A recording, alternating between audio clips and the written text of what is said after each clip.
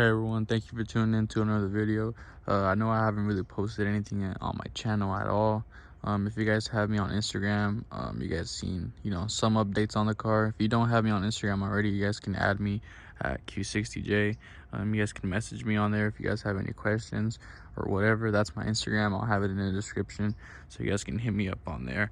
But basically, yes, I did get my motor replaced and my turbos replaced under warranty, and today I'm basically gonna go over how I did it, what you guys should do, and what dealer I went to. So yeah, I want to make it real short and simple. This car was fully modified. It had full bolt-ons. It was on E85. It was tuned. It had a freaking drag pack. It was not stock at all. I was far from it. But I just want to kind of go over some steps that you guys should follow and make it real nice and simple for you guys, so hopefully you guys can get covered as well. If you guys are in the SoCal area, definitely hit me up on my Instagram. I don't really want to put the dealer out there because obviously they are kind of doing it under the table in a way, or whatever you want to call it. So you guys can hit me up on Instagram if you guys are looking to get your motor replaced under warranty or your turbos.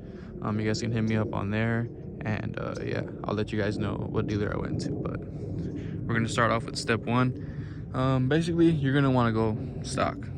So downpipes, obviously you're gonna want to put the cats back in. You're gonna want to put your fuel pump back if you guys have a high pressure.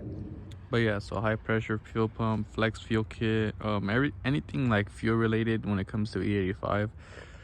I even went as far as removing the low pressure fuel pump. I had the AMS one, excuse me, and I put the OEM one back. I don't even think they look at the fuel pump or anything like that, but I just did it just in case, not to risk it.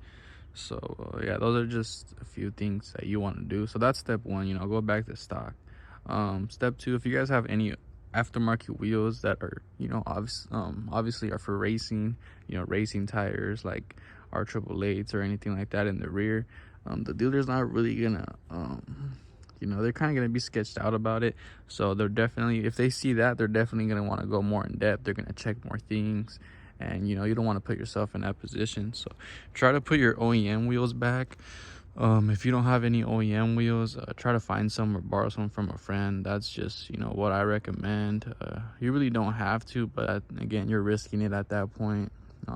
It is $20,000 to $30,000 that we're talking about here, so you definitely don't want to play no games. You want to be as sure as possible. So me, obviously, I put the OEM back, the OEM wheels back.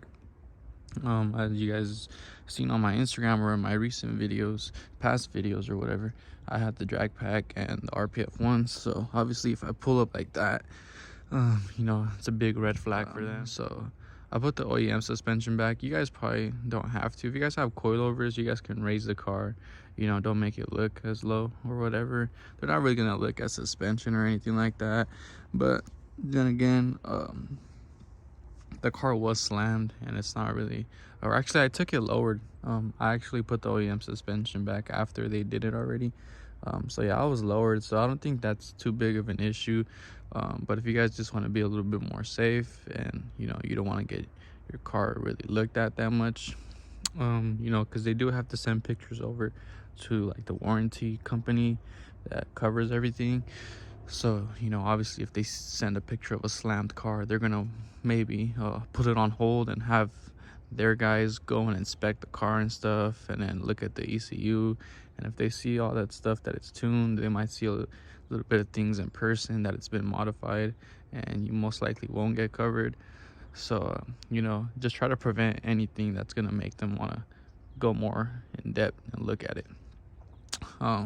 So yeah, that's pretty much it when it comes to appearance and looking stock for the most part.